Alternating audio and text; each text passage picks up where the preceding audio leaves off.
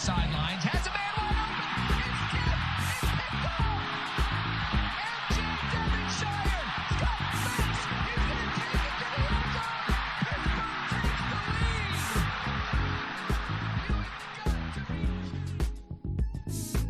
He loves those moments. It reminds me of last year in the Garden against St. John's. And guys just stepped up. Blake hits a what the hell 3. You know, we're like, what are you doing? And he's done that all year. Klicka out to Bizzario. It's over. The Pitt Panthers have upset Wisconsin. Anybody if he hits his field goal. Up and got it. Sauls does it again.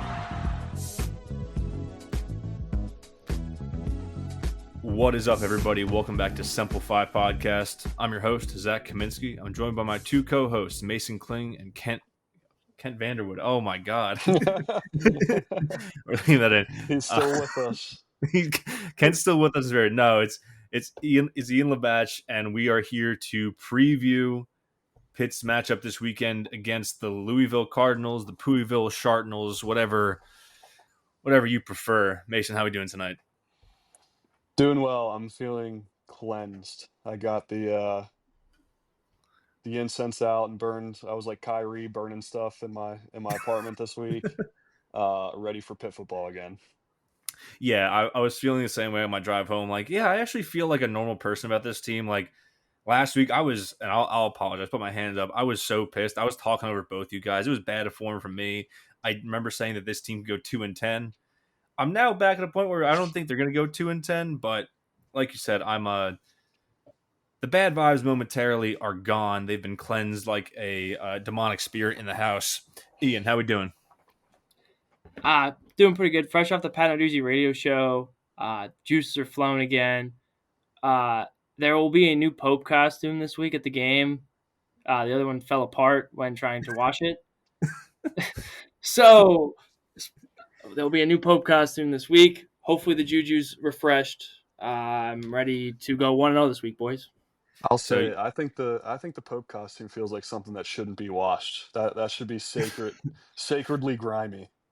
I mean, enough lukewarm icy light gets spilled on it, and you might as well. I guess I'll just start buying new ones at this point.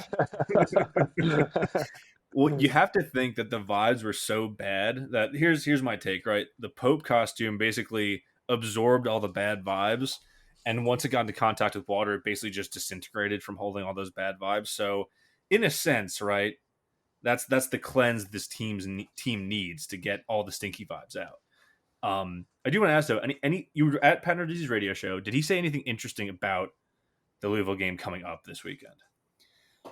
He talked. I thought he would talk a ton about Isaac Brown.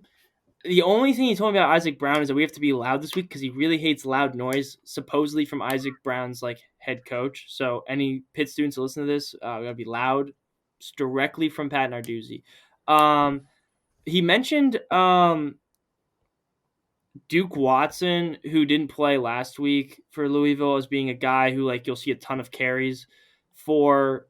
Hopefully that they will be he'll be healthy this week. We don't know yet. ACC depth injury reports come live tomorrow at 8 p.m., which should be interesting for Pitt. Narduzzi did not get into any perceived injuries on Pitt, but talked highly on Jules Goff. So I'm expecting myself to see a Des Reed pop up on the injury report tomorrow, along with probably Battle, Lina, maybe. He might be back. And then Jake Overman probably as well. So those are my predictions for the injury report. Yeah, I mean, talking injury report, just because you mentioned it, I think against Bowling Green, like you mentioned, Isaac Brown, their star running back, one of their best receivers, Chris Bell and Duke Watson, were all limited or out that game. So this is, it's week 5 now. Louisville has not had their bye yet. I mean, they're 4-0, but injuries are starting to cause problems for some teams. We saw that last week with Des Reed. I'm with you that we're probably going to be looking at a Des Reed injury report tomorrow based on the fact that he just never went in last week. But I think we're getting ahead of ourselves. I do want to step back and talk about some non-preview news happening in the Pitt football world. First off, I want to shout out Ben Sauls, favorite of the program, getting signed to the Atlanta Falcons practice squad as their kicker.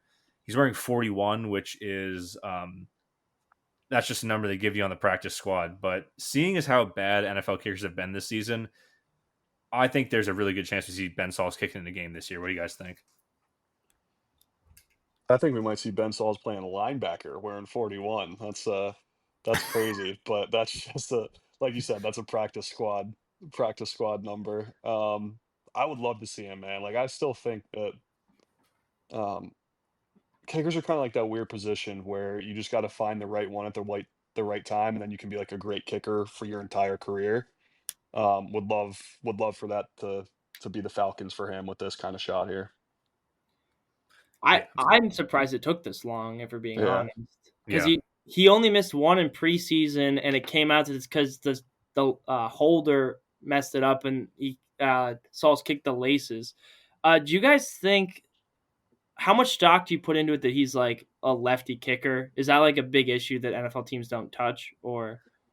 I don't know that because didn't the Giants this past or somebody this past week had like a kicker come in that was lefty. So I feel like if you're good enough, it's worth it. But I do kind of see like if most holders are used to like uh a right-footed kicker operation, snappers kind of like long snappers kind of used to it. Like I get not wanting to deviate from that, but if you're a good enough kicker, I think it shouldn't matter. So I think that there is probably some weird superstition because I had to go look this up, but personal friend of mine, Alex Katzen, who is a NFL, like an independent NFL writer, he does cover the Washington Huskies. When Sauls went to the Senior Bowl, he had a conversation with him because he was like the first highly touted left-footed kicker to come out of college in a while. And yeah, they're just rare. I think the last find this. He was the first left-footed kicker to be invited to the Senior Bowl since 2008, when Sauls was 7 years old, right? And then I think the last kicker in the NFL to make I think what is the stat here? The last left-footed kicker to play in more than 3 games in a season was Sebastian Janikowski as a 40-year-old in 2018. I do think there is some sort of like superstition about it, like teams like don't like, because like there's a thing about left-handed quarterbacks for a while too, where like teams just wouldn't do it because it fucks up your O-line building if they get your left tackle on the right side now. But I think that also with kickers, while they might be more reticent to go get a left-handed kicker, and they're just more rare. Left-handed kickers are more rare, or left-footed kickers. If you're good, you're gonna kick. If you make your kicks, you're gonna keep kicking in the league.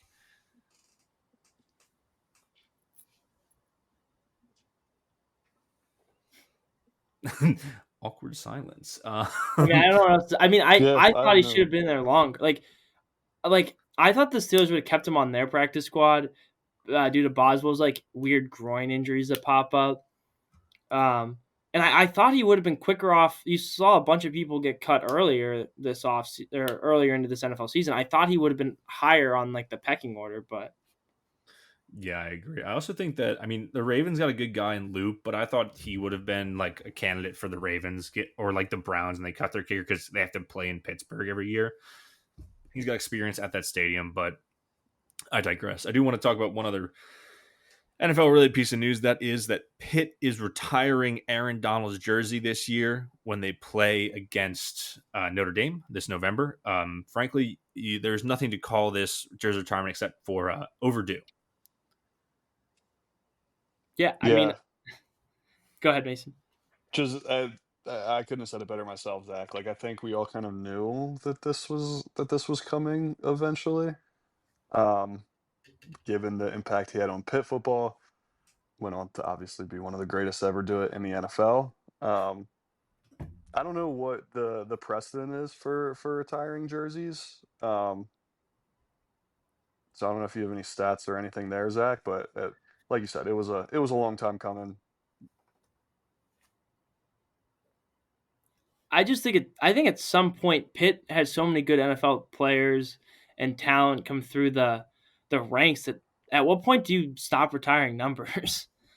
Because Because I know, like in college football, you can have multiple guys wear the same number, but I mean, I always like the Michael Irvin quote where he's like, you retire my number, it goes in the rafters, and everyone's like, oh, that's cool. But when you are a dominant player and someone else wears like 97, like before it was retired, you're like, oh, this guy is got Aaron Donald's number. He should be something special.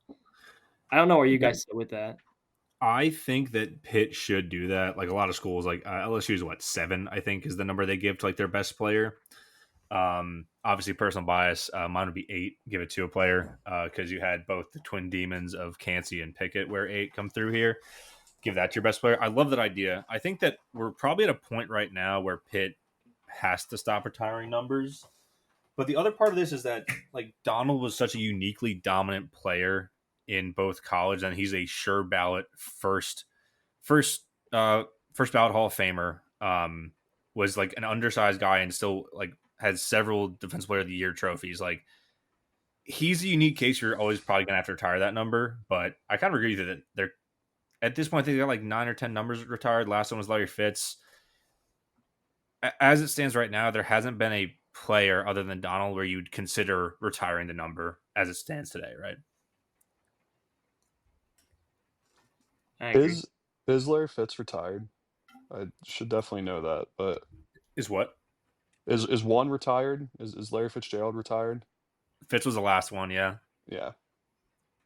It's Yeah, I think he fit like Donald fits in that company, but yeah, I guess eventually you will kind of have to. I would love for that to be a problem for us to have where we're retiring so many numbers that we have to stop. But we'll see.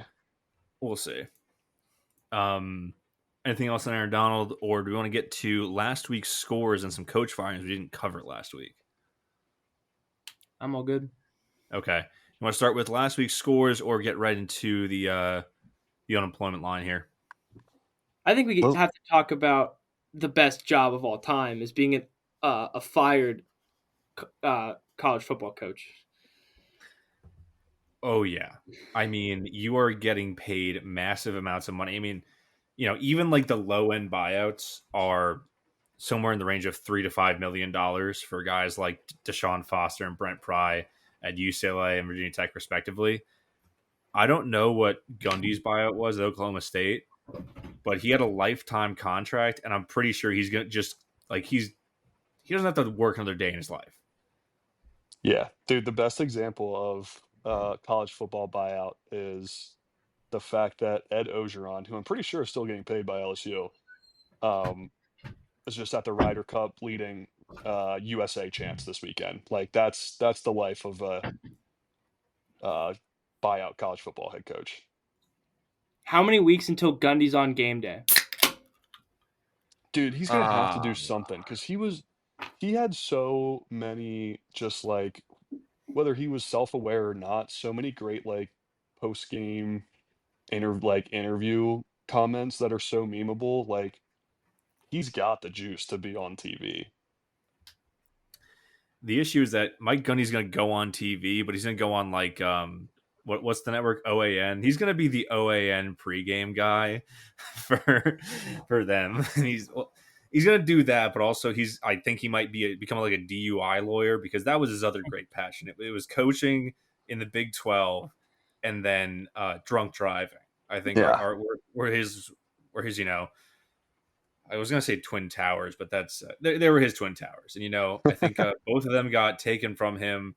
Drunk driving's been gone a while, and now they finally hit the South Tower there.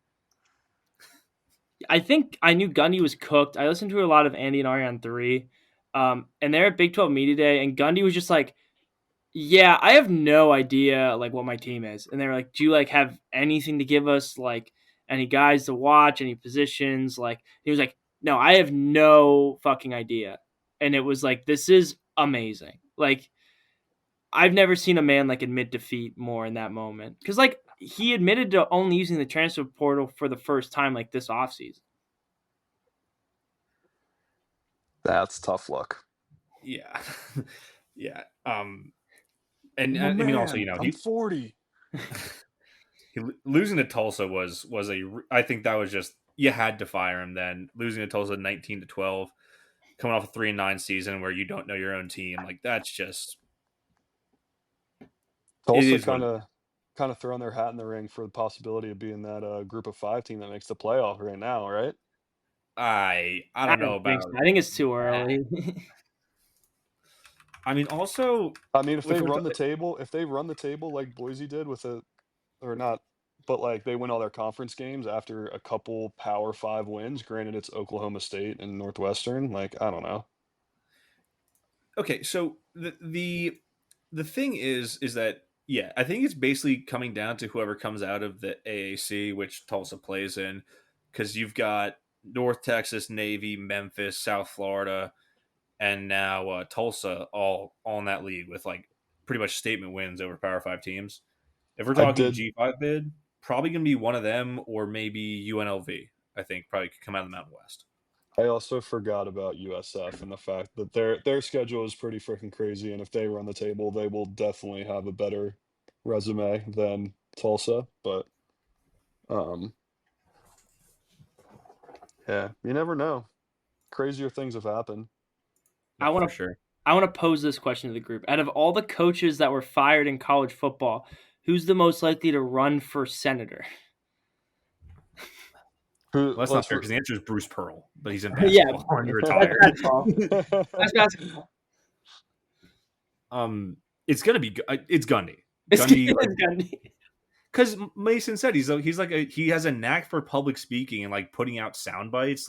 Yeah, Like Brent Pry and Deshaun Foster are kind of like they don't really have like a known personality. They're just coaches. Gundy is a bona fide media personality, and I mean I don't he could win a senator seat in Oklahoma, I think, without much of a problem, if I'm being honest. he's either gonna. There's like two paths I could see him. Yeah, three. Senator, um, Fox College Football, because I don't think he would do ESPN, but he feels like he would fit on Fox, or just the crazy high school football coach somewhere in Oklahoma that you can find at a Hooters every Saturday night. I've got option 4 for you. I'd like to hear your input on this. Barstool Yeah. podcast host. I was gonna say Big Noon co-host with Dave Portnoy. Yeah, some set like that. He fits into that. I think better than the McAfee crew. Yeah. Well, I want to kind of use this coaches being fired this topic, right? I want to transition to a coach that I think might be on the short list of possibly being fired. I don't know. What you guys take on Dabo Sweeney losing at home to Syracuse to drop to 1-3 on the year? His only win now in the season is over a Troy team they were trailing at halftime to by 13 points. And speaking of not using the transfer portal, Dabo Sweeney is probably the most notable football coach in America that does not use the transfer portal at all. I just don't see them having the. I get that it's like a bad year, like bad start to the year, but like you're coming off of like Clemson won the ACC last year, right? They did. They kind of backed their way into it. Yeah, you backed your way into it. It wasn't great and like whatever, but I still think like it's really tough to like fire a coach like that, right? Like that because like Dabo said it himself. He's gonna go somewhere else and win, and I feel like if you're Clemson, you have one bad year and you fire him, and then he goes on like a tear for like another 8 to 10 years with another school. Because I think he's still young enough to do that. I think like they'd just be biting. They'd be pissed for years about letting him go. I like him at Clemson because of these exact debates. Like, I don't know if he's at another lower level Power 5, like we don't get to have these discussions of is Dabo on the hot seat? Because a lot of those other schools would probably be okay if they round out the year with like 8 wins, like Clemson might. But the fact that the earth is crumbling for Clemson like makes this conversation a lot more fun. And he feeds into that conversation. So I'm gonna say I'm looking at Clemson's upcoming schedule. They've got a lot of games on here that I think you could probably say you could see them losing. Them being SMU at home just because they can score a lot. That's kind of a 50-50 game because of the SMU defense. You got Duke coming to town, which they're an improved team, but that's one you kind of have to squint to see. Florida State coming to Clemson. I think people would expect them to lose that. They go on the road at Louisville in November, and then they end the year at South Carolina. They're not going to lose every one of those games. They're Clemson. They're still very talented. But I think, more than 4 losses is certainly in the realm of possibilities here with this team, with how bad Klubnik's looked. And I'm going to say this on if Dabo were to jump to a different school, because Dabo's whole thing is high school recruiting. And obviously let's be honest, he has some crazy bagmen throughout the years at Clemson. Now that you don't have to rely on bagmen so much, he's been a little bit less effective, right? If you put him in a less resource school, say if he goes to, I don't know, you put him at Virginia, right? He's not the same coach because he does not have the same recruiting ability at Virginia, just based on the fact that he doesn't have like the booster network. He doesn't have the same pull. And unless he like, has a total change of heart and decides to start using the transfer portal effectively to like get top end talent into Clemson instead of just bleeding it out, I could just see it just continuing to get worse and worse here. And I think maybe Clemson fans are maybe getting a little grated by him on his like transfer portal like stance, but it's just something. You're right, Mason. This is a great debate to have because this is only a debate we can only have with Clemson, with Dabo, with how he builds his team. It's fantastic material for us. Yeah, we're the real bagmen for Dabo. He's feeding us, or he's the bagman for us. He's feeding us, letting us talk about all the bullshit that he throws out there. Dabo can win or lose. We're always going to win if he loses. That's what I'm saying. Anything else? I mean, as far as that game goes, I think just big picture, it makes the wins over Clemson by LSU and Georgia Tech a little bit less impressive now with how bad they've looked. I know that Syracuse lost their quarterback Steve Angeli to an injury late in this game. They still pulled it out. So I don't know what to think about Syracuse by this point, but maybe they're a team to look out for. But I think Clemson is, until further notice, I'm paying them no mind going through the rest of the season. Yeah, Can I mean, I don't something? think there's. Oh, yeah, you go ahead. No, go ahead, because I was unrelated topic. So go ahead, Ian. I just think like I think like it's hard to feel like not being in Clemson, but I have a buddy who goes to Clemson, and like he won't talk about it. Like after the Troy debacle, like he had like a blow up after Pitt lost, whatever, some banter. But like I think down there it's super testy. But like we were talking about buyouts earlier, I have no idea what that would be. And like I know he doesn't use the portal, so like he doesn't need to have a huge bag there, but like he probably needs a bag to get some people like in freshmen to get there. And I don't know like if they'd be willing to drop that, but it's very true. Mason, what were you gonna say? I was just gonna say I was an idiot earlier. I thought that Oklahoma State lost to. I had Tulane in my head, and I know that they had a couple quality wins. Disregard my pitch for Tulsa to make the playoff. That was fucking dumb. I'll let everyone in on a behind the curtain moment here. When I talked about Pitt volleyball last week to start the show, I said Pitt basketball. I just combined basketball and volleyball in my head. And I'm like, I was like too late. I couldn't like edit it out, so I just basically deleted it around it, so it still somewhat made sense in the context of just getting basketball out. And I'm like, basketball. Slip up. That's like the Count from Sesame Street if he was a basketball fan. Oh, I'm watching basketball. So yeah, that was on me. In terms of other games around the weekend, I think that Florida, if we're talking hot seat, losing 26-7 to Miami. Billy Napier, you're on hot seat list. Miami still, I don't know, they're looking pretty fucking good. 4-0. Have beaten some pretty quality opponents here.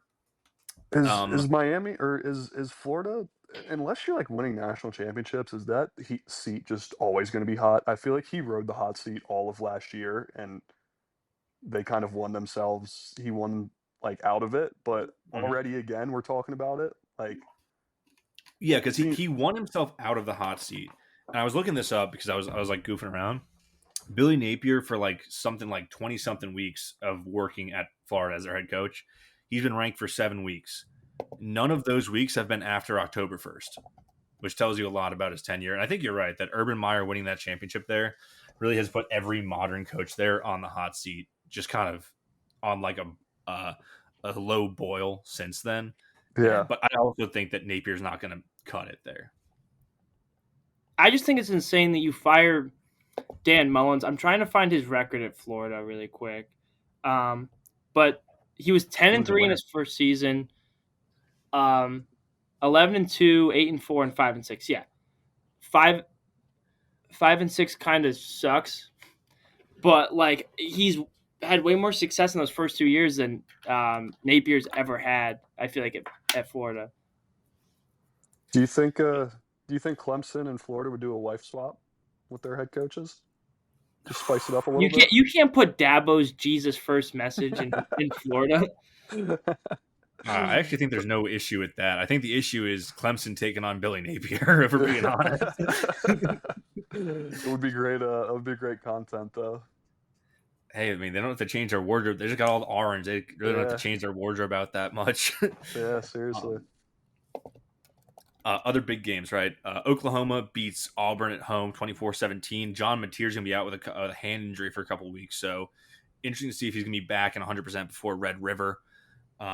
Texas Tech beat the brakes off of Utah 34-10 at a 10 a.m. local kick. That was diabolical by the broadcast there.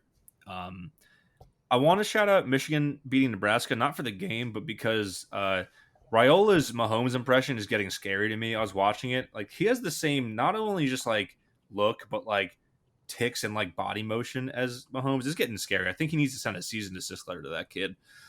Want to put something out on watch here.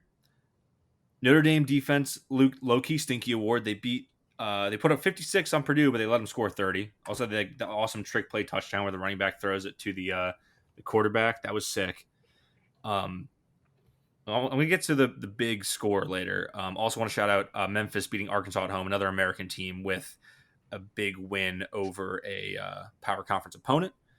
And then I think SMU, they are fully a Big 12 team. They can score a lot. Their defense sucks. They lost to TCU 35-24 in the the Skillet rivalry. Shout out to UCF for putting another beating on North Carolina 34-9. I'm so happy that Bill Belichick looks like a total loser at UNC. This one is an unbelievable score just 2 years ago. Indiana 63, Illinois 10. Holy fuck. I was high on Mendoza coming into the year. He was damn near perfect in that game. Kurt Cignetti has done the impossible and made Indiana into a Big Ten power. That is how good of a fucking coach he is. Yeah, if you had to power rank Big Ten teams right now, they got to be top 3. You can maybe make an argument top 2, depending on what happens this weekend with Penn State and Oregon. Like that's crazy. At minimum, top 4 is gonna be them, Ohio State, Oregon, and Penn State, and then whoever loses Oregon State, Penn State, you probably slide in Indiana at 3. Yeah, but like the fact that we're having that conversation about Indiana football is crazy. Like, how did we get the wrong Cignetti, man? Dude, Kurt Cignetti he's a proven winner everywhere he's gone. Talks a lot of shit, and he fucking backs it up, and that is fucking awesome. The opposite of Frank Cignetti. Yeah. Says nothing, gets his shit pushed in. Are either of you have either of you played the Metal Gear Solid games? Mm-mm. Okay.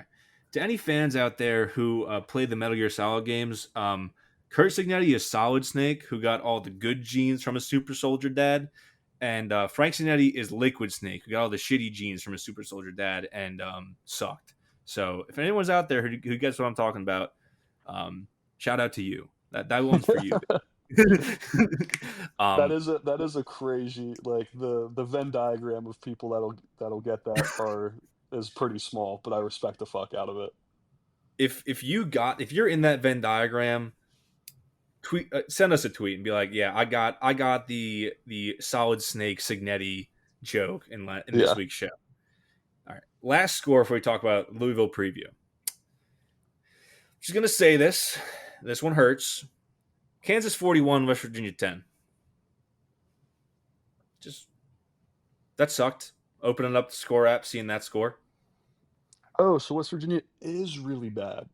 They are really bad, and they won a high variance rivalry game where we shot ourselves in the foot. Just when I thought I was over it. I'm not going to say much else. Sage is lit. Sage is lit again. Yeah, I don't want to talk. I watched part of it. If Pitt wins last week, like, there's an argument that, like, Rich Rod doesn't make it through the first year. This is like rebuild. Like, they would have, like, their schedule, like, I don't think they compete in the Big Ten at all. And, like, we had a chance to bury them, and I'm going to put the bandage back on. Yep. We're done talking about that. We are done talking about a West Virginia loss that hurt us more than West Virginia fans. That is, it's kind of funny, I guess. Let's talk Pitt versus Louisville this Saturday, 12 o'clock on ESPN2, if I remember correctly. The spread is what? Louisville by 5 or so, something like that? Last time I checked. 4.5.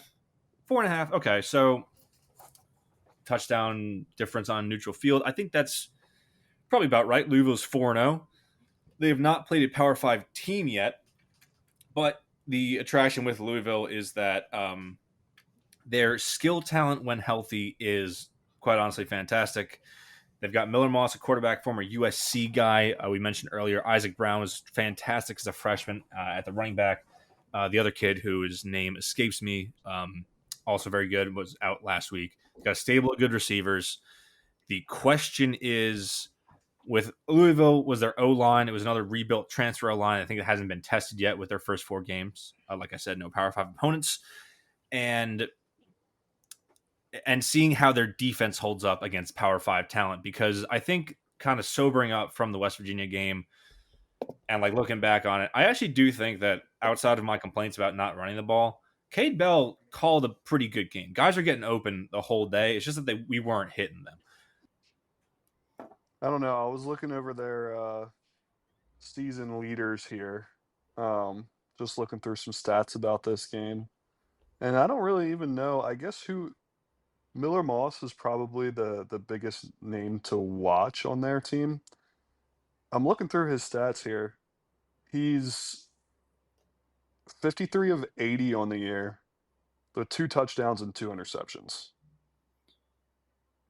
which is crazy. Like, I mean, who's scoring? Is their rushing offense just that good? I don't know enough about Louisville.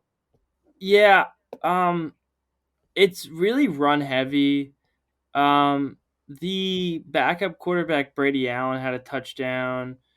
They've had 3 quarterbacks play this way. Deuce Adams, who's like my Louisville quarterback in my NCAA dynasty, he's pretty decent in the game at least. Let's look at the rushing stats. Isaac Brown had like 2 carries last week, and one he broke for a touchdown. He's got 3 touchdowns. Another running back has 3 touchdowns. So it looks like a lot of the production's coming in the run game there. I think like this is like Miller Moss's like first big test of the year. And like they always talk about when quarterbacks need a guy to make them right, they go to Louisville. But like Miller Moss was at like the best place to be for quarterbacks at USC and couldn't make it work there. So like we'll see how it goes, but like I think this game will be really telling for like the year trajectory for Miller Moss. Yeah, I mean, I think I actually disagree with you about USC. I think that Lincoln Riley doesn't really do much out there. He's kind of a fake coach, fake demon. But I do think Miller Moss is good. Surprisingly, though, they don't have a very good, like, I'm looking at the EPA stats. They're not very particularly good in the pass game. They actually have a negative EPA per play this year. EPA per pass, sorry, but they, like you said, they're a fantastic rushing offense. Braum is an offensive coach. He's going to get that offense moving. He did it at Purdue. He can do it at Louisville with more talent and more money, right? I think really the question is, like, for Pitt, right? Louisville's defense is not great against the rush. They've been fantastic against the pass this year. They've really had a good ability to stop the pass. Now, I think with Pitt, they're getting guys open. It's just a matter of it. Frankly, the question is Eli going to be hitting his guys? One, right? That's just the question you have to have after that game last week. Two, is Pitt's defensive front going to have a better game? I think the D tackles were great last week, but I think the front seven needs to have a better game overall. I think they lead the ACC in sacks, at least going into last weekend through 3 games played. So getting pressure on Miller Moss, not giving him a lot of time to throw. But really, and I think we touched on this earlier, what does this team look like if Des Reed can't go? Last year, when Des Reed couldn't go, this team was already down their star quarterback. When Des Reed was down too, the team looked outright bad, especially against Boston College at the end of the year. That's the question, is if Des Reed can't go, the game goes back onto Eli's shoulders, and then how much do they trust Goff and Boozy Turner to take over the running game against what has been a okay rushing defense for Louisville? I think Cade Bell just has to trust his guys. Like, you just can't abandon if we look at our phones tomorrow at 8 o'clock and Des Reed is on that injury report, you just have to trust your running backs behind him, which I think, like, they talked about trusting the depth behind him. I don't think they really proved it in the game against WVU. Like, I have a lot of faith in Jules Goff. I think he looks way bigger than he did before. I liked what I saw in a small sample size. Like, I necessarily don't think you have to necessarily rely on the pass more in the game against Louisville, at least to start. I mean, if it doesn't work, it doesn't work. But I just don't think you can abandon the run, because then you're asking Eli to play hero ball, which we didn't see in WVU, but I still think he can do it. I just don't want to make my quarterback who's made like 12 starts have to do the game all by himself. I think it's a good point. You did kind of see us get away from our normal offense in the West Virginia game, and I think that's why a lot of the things that didn't go right, because we didn't stick to a plan. As soon as our guy, like our arguably our best player, went down, it did feel a little bit panicked. Which, I mean, I probably would have too, but we have the pieces there. I still think we can beat this Louisville team. So hopefully they have a good game plan in progress, and they'll work it out this week. God, I hope so. I'm wrong. Sorry, I did say Louisville is 4-0. They're 3-0. I misspoke. I mean, yeah, they. Unfortunately, they're 3-0. You can't take much from it. They did have kind of a clunker against James Madison, where they only put up 28-14 win. So it's comfortable, but they, didn't look as good as they should have, right? Against, Bowling Green and Eastern Kentucky, they put up numbers against lesser competition. This is, I think we know a lot about Pitt with their performance against West Virginia. This is, can you show me that you can, one, learn from your mistakes, and two, get better over a bye week? Pat Narduzzi has a very good record coming off a bye week, and I think they have a good game plan coming out for Miller Moss, and hopefully good offensive one. It's really, for me, is how are you going to execute? Because more than anything, I think that last week was a failure of execution on Pitt's part rather than, a bad game plan. And even if the game plan was shaky at times in play calling, they still put themselves in a position to win. And Mason, I agree with you. I think that really, I wouldn't say I'm confident in them winning, but the talent on this team in the passing game, in the front seven. I think they have the ability to go out and win this. I think really my only mismatch concern on Pitt's side really is going against what's been a good Louisville pass defense and then Pitt's own pass defense with Ian, you said Battle's probably going to be out. We're probably going to see a lot of Sean Lee and Shad Harrison in this game.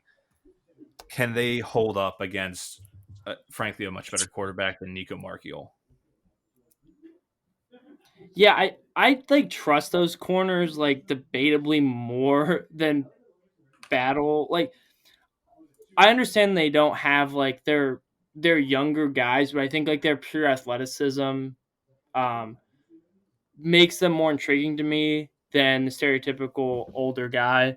I really trust Shadarian Harrison. I think like the ball just finds him, and I think like that they'll be okay. I also think it's good to challenge these young corners, especially. I think it was very good for their development that they played against West Virginia last week, and I think the sky's the limit for those guys. I don't disagree. I'm just still like I don't disagree. I think you're in the end going to end up being right, but in the moment here, I'm like, oh, we've got young cornerbacks going into a Jeff Brom passing attack, which always gets guys open, and so seeing how they,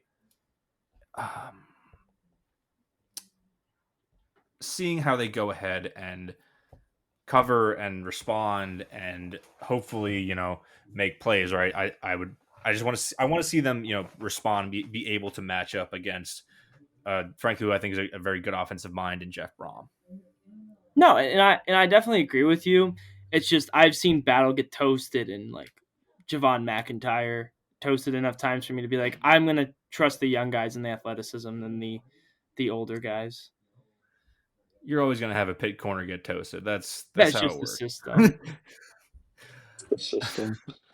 You know what we get this week though? We get a Blue Hicks revenge game. Blue Chew Hicks. Ooh, I wish I could bet player props. Yeah, I'm saying if I think there's some states you could do that. If you're in a state that can do that, take the over on whatever his yards are for the game. I would say Blue Hicks anytime touchdown, probably going to be a lock in this game, if I had to guess. Yeah. I think that's pretty easy. He's been probably our consistently best. Would you say consistently best receiver this year? I think so. Kenny Johnson maybe gets a little bit more shine because he returns kicks and stuff too. But yeah, Poppy is like by far like if Eli hits him on either of the two breakaways last week, we're like Poppy Williams is looking at like 400 receiving yards. That's very true.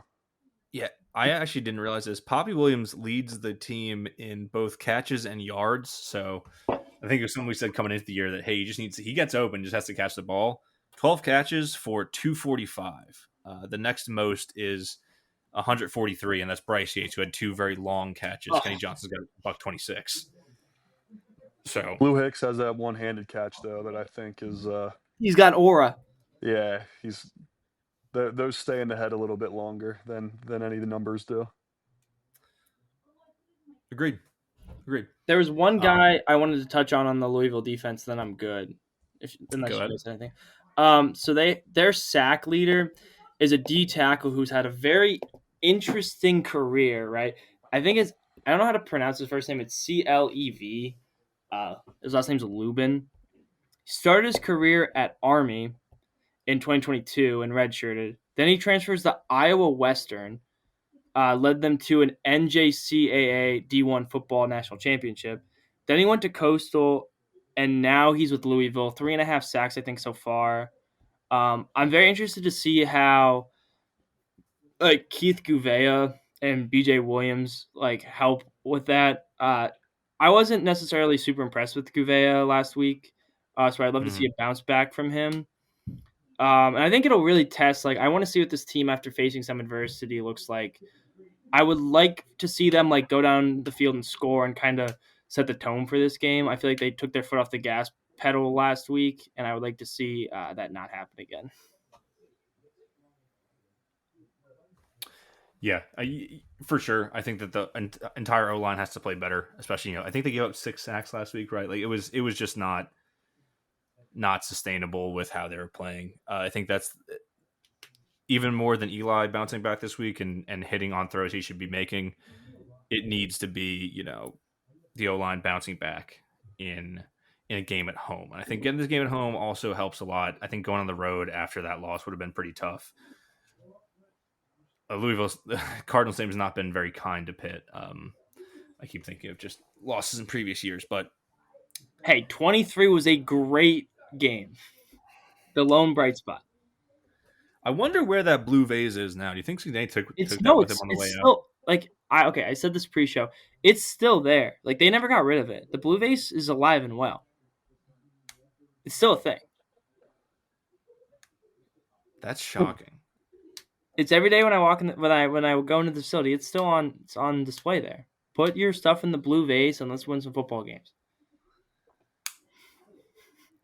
That's funny. Also, I don't know. I feel like you should have just cleaned anything out of the. They should have burnt the locker room to the ground and just rebuilt it after 20. Because what Signetti brought the vase, right? That was his thing. I think it's an Arduzzi thing. I don't really know. I might be mistaken that. That's crazy that the blue vase is still there. They should make this a rivalry trophy and make the blue vase the trophy. I think that's what this game is missing. This is the blue vase game. Yeah, they have so many like in all the Big Ten, like they have the axe, they have the jug. Isn't there a jug or something? What Jug, I think, is one of Minnesota's. Axe is Wisconsin and Minnesota. My favorite is, I hate to say this, it was just so goofy. The giant Michigan State Penn State trophy that weighs like 100 pounds and it's just like it looks like it was built like a schizophrenic. There's just shit everywhere on it. It's awesome. I love it. Look up the Land Grant Trophy if you're driving right now. Why the fuck is it called the Egg Bowl? Between Mississippi and Mississippi State. The trophy looks like an egg, I think. Just almost typed in egg bowel. Yeah, the trophy is the golden egg. Any context there, or they just decided one day it was going to be an egg? With our blue vase trophy, we at least have a backstory.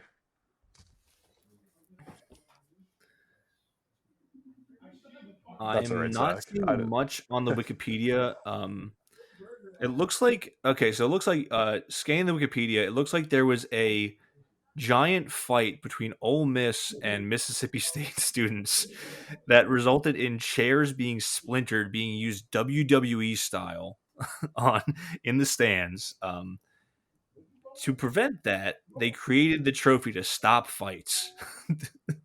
What the fuck? All right. Little history nugget I didn't think I was going to get today. That's awesome. The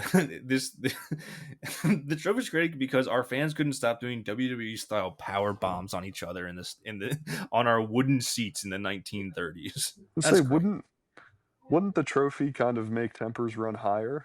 I don't know. You know what? Maybe you brought all that gold to Mississippi and in the 1930s, and it just kind of like had like the orb that makes you stupid in SpongeBob. Yeah, did that stadium. the egg of confusion. The egg of confusion. That's what it is. Okay, we're talking about SpongeBob references here. Let's talk about the weekend slate here for week number 5 in college football. We're starting the second third of the season. Got a couple of good weeknight games now. They're getting into conference play for pretty much all teams involved here. Got Florida State going to Virginia, 7 o'clock on Friday, ESPN, and then TCU at Arizona State at 9 o'clock on Fox. I'm interested in the Florida State game because Florida State is only a 6-point favorite on the road to Virginia there. Not really sure what's going on. I thought the exact same thing. That feels like a line that makes 0 sense to me. How is the team that went and beat Alabama only a 6.5-point favorite at Virginia? What's going on here? All around, but is it like an injury insider thing? Like, I don't really know. Yeah, but now like the pendulum's swinging back for me, where I'm like, Well, if Vegas only has them as 6.5 point favorites, like I'm going to take Virginia because they know something I don't. So I probably won't end up doing that, but that's a weird line that I want to hammer Florida State, but it's a weird one. Yeah. But also, I think TCU also emerging for me after their win over SMU as sort of maybe a Big 12 contender. Still a very open league, but I think if they take care of business against Arizona State here, they might position themselves really well. Josh Hoover, their quarterback's already thrown for 1,000 yards and 11 touchdowns on the season. Just want to shout that out.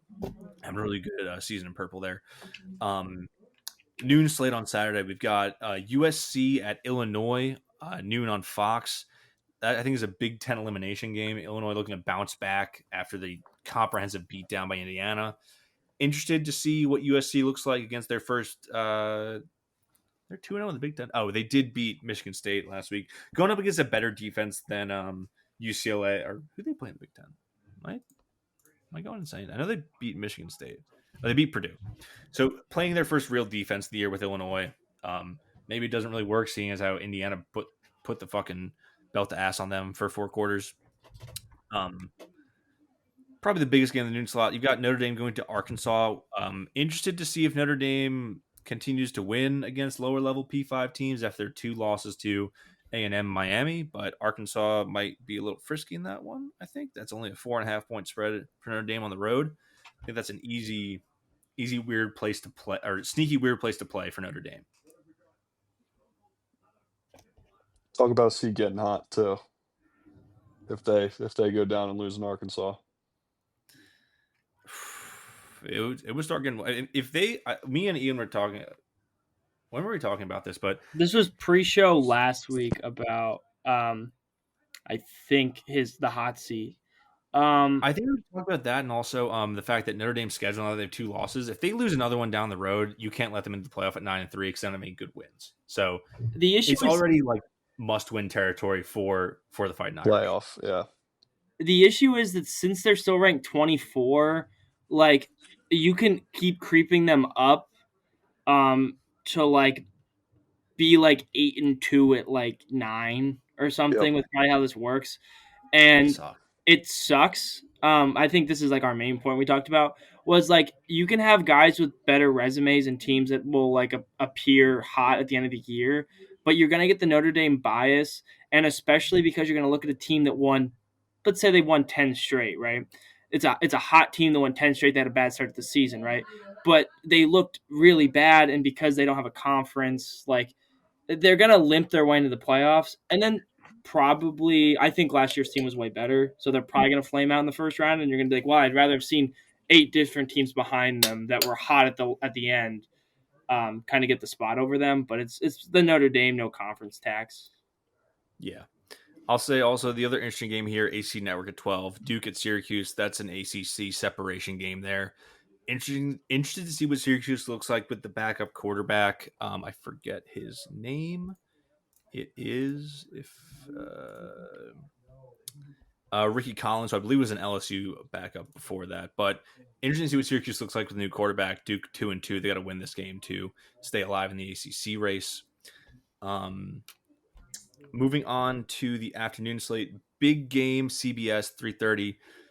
Number 1 Ohio State going to Washington. That's going to be a fun one. 2 pretty high-powered offenses, 2 good quarterbacks, elite uniform matchup as well. Also another counter program to that, like a couple good games in the SEC. You got LSU going to Ole Miss, Auburn going to A&M, and then on Peacock, if you're that kind of person, you can watch Indiana going to Iowa, which sneaky trap game. If it was played at night, I think, but I think Indiana might take care of business. I have no read on the SEC games. I think A&M probably wins, but LSU, like we got to really talk about the storylines around that game. Tell me you saw this, right? Yeah, go ahead. So Lane Kiffin's daughter this past week did a hard launch with her new boyfriend, who happens to be linebacker, blanking on his name right now, from Whit Weeks, I want to say. Whit Weeks. Will Weeks. Will Weeks. There's So the internet got into a frenzy on that one, and yeah, so that'll be a funny matchup. But in response, Lane Kiffin said to take the over, and I'm gonna listen to him because that's gonna be a fun shootout of a game, I think. Yeah, I mean, also investigate Lane Kiffin for gambling, for promoting gambling on the timeline. Just gonna put that out there. It'll be pretty funny. Ole Miss gambling scandal. Ole Miss His also is the favorite at home, and I think that's probably representative of the Clemson win for LSU looking not as good after the following 3 weeks. Yeah, I think Ole Miss could take that. I think that's a real possibility. they like just when you have the head coach like says take the over, you have to take the over. How do you take the under in that game? Fair enough. Also, want to shout out. We have our first toilet bowl of the season. UCLA at Northwestern, 3:30 on Big Ten Network. Don't watch this. Just want to shout out that game exists.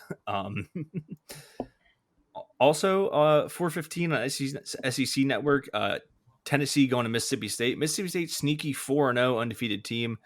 Tennessee looking pretty good after keeping up with Georgia, but we'll see if that lasts or how good they look against Mississippi State. Mississippi State had a good win 2 weeks ago. Who did they beat?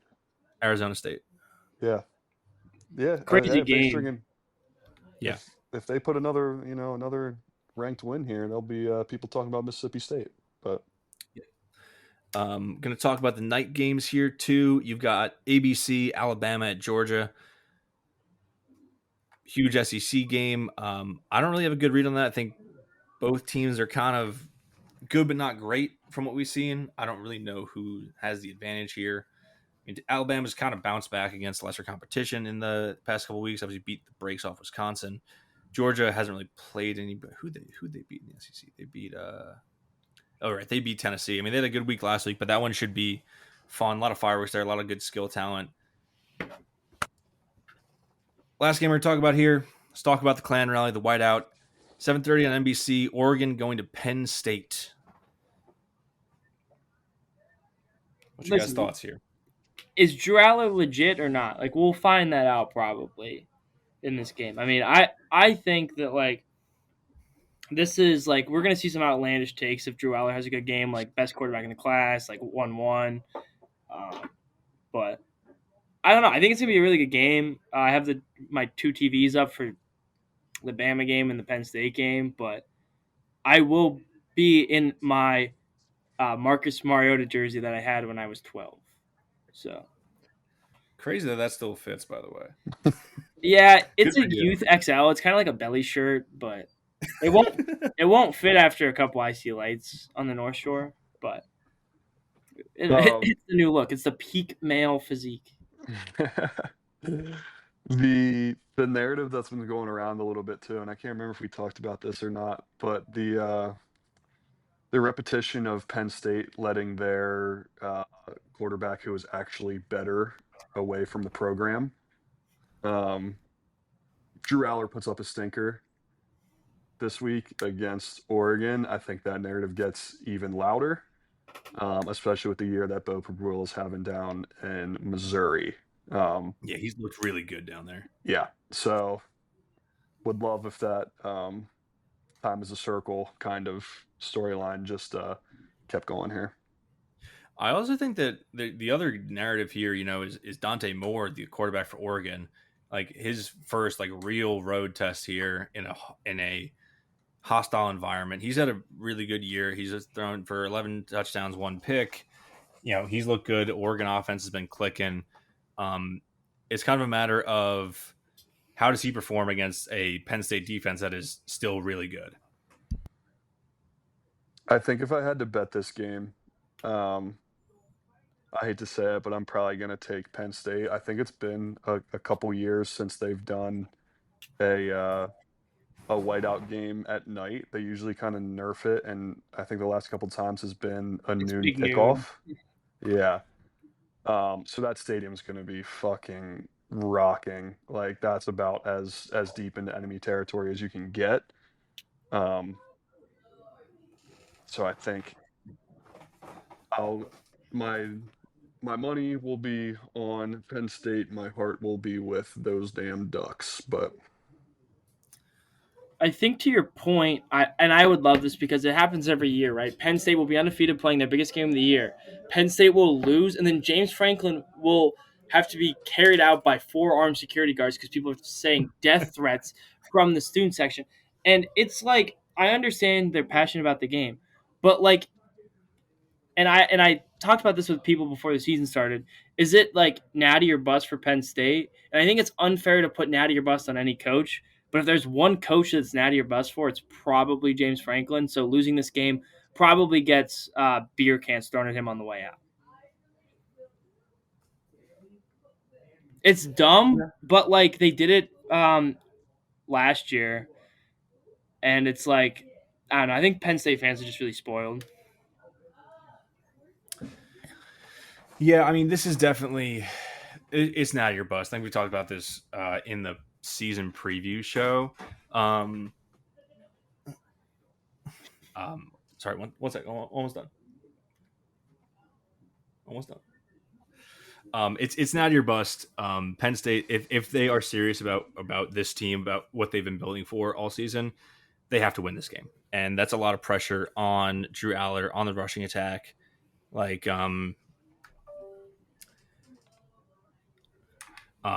just to be able to get out of this win, like this is this top 10 matchup. It's going to be the game of the week. It's going to be the most exciting game of probably of the day. I would say probably maybe low scoring, a lot of defense in this game, given the talent on both those rosters. Yeah, I don't know. I'm definitely rooting for Oregon here.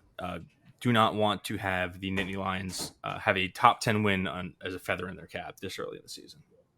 yeah, because then to Ian's point, when they do eventually lose at some other point in this year, like committee's putting them in because of this win over Oregon. Like it's going to happen. Now if they lose this game and then maybe another down the road, depending to who it is and by how much, like then we can have the conversation of them being kind of on the edge. But a win here would kind of, I think, solidify them in the playoff pending something crazy. They got a sneaky hard schedule too. They got to go to Ohio State. They go to Iowa, which I assume Iowa will make a night game. Iowa's not like, even I don't know. Iowa might have figured out offense. They put up 38 on Rutgers. Yeah. Okay. Rutgers. Fun fact in that game, Rutgers put up 28 points last Friday. That's the most in their entire school history. More than the combined total of points scored against Iowa in their school history and still lost. So that's Rutgers for you. They also get Indiana. Wait. Hold on. They've never scored more than 28 points in a game? No. Oh. Against Iowa in Rutgers history, Iowa has put up less than 28 points combined. I'm gonna pull this up. That's fucking crazy. Yeah. I thought I misunderstood when you said that, but that's I didn't do a great job explaining it. I'll be quite honest. I get it now, and that's yeah. Now I get it. That's actually insane. Let me pull up my favorite site here, Winsipedia. We're gonna go Iowa. Shout out to the people who run Winsipedia. This is a fantastic website. It is great. Okay. In 5 games now against Iowa, they put up 7, 0, 10, and 0. They scored 17 points previously. They put up 28 and still lost last week. So yeah, back to Penn State. Sorry, they've got Iowa, Ohio State, and Indiana all in a row, with a bye week in between. Also, they get Michigan State, just kind of sneaky. They got good offense. Like, they might need to have this one because you can see them losing 2 down the stretch here to probably. And they probably lose to Ohio State, and they probably lose one of Iowa, Indiana, and Michigan State. Oh, Michigan State loss would feed families. Oh my god, that would feed families, dude. Give Michigan State that big ass trophy, the land grant. All right, you guys got anything else here? No, not really. All right. Thank you all for listening in to another week of Simplify Podcast. If you like the show, follow us on Twitter at SimplifyPod. And also follow us on your podcast app of choice. Give us 5-star rating. Tell your friends, tell your family, tell your coworkers, tell your boss. Tell your priests, tell your therapist. Tell a guy on the street. Tell him about us. And also, I want to give a shout out to whoever botted a bunch of downloads for the show, because I know that people in Vietnam are probably not listening to Simplify Podcast. You're listening to our podcast in Vietnam. Shoot us a DM. All right. That's all I got, though. That's your Venn diagram person right there from earlier. Oh. Yeah. I don't even have anything to say to that. Shout out to our Venn diagram, Metal Gear Solid, Pittsburgh, Southeast Asian listener. Just beat the Cardinals. Let me get back in on this team. We'll talk to you next week. Hail to Pitt. Cards don't have teeth.